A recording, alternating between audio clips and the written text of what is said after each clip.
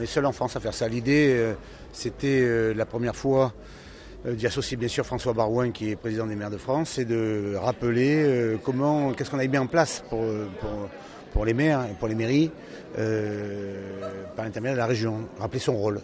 Aujourd'hui, on a beaucoup avancé encore, c'était le deuxième acte, il y en aura un troisième et vraisemblablement on le fera après sur notre partie du territoire. Et nous produisons un document commun qui est une contribution au grand débat sur une nouvelle phase de décentralisation. Je le disais tout à l'heure, il y a eu déjà la décentralisation Mitterrand de fer, il y a eu la Chirac-Raffarin, et maintenant nous souhaitons qu'il y ait une troisième phase de décentralisation. Ça nous apparaît indispensable après le grand débat, parce que vraiment ce débat a montré une absence de proximité de la République avec les citoyens, et nous pensons que c'est véritablement les collectivités qui sont les mieux à même de porter un certain nombre de politiques quotidiennes. Bon, tout ce qui a été évoqué ce matin et auquel j'adhère dans la plus grande partie, c'est-à-dire la gestion de plus en plus difficile, la perte des finances, ça c'est une préoccupation quotidienne face à la nécessité de continuer des investissements et de faire face aux diverses obligations qui nous sont opposées.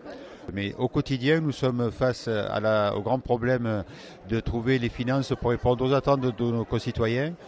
Nous sommes à leur écoute, mais difficile parfois de répondre systématiquement par un avis favorable, dès lors que nous n'avons plus les moyens que nous avions autrefois. Je pense que le président, avec toute son intelligence, avait laissé un petit peu les maires, surtout les maires, et les présidents les présidents de domaines territoriaux.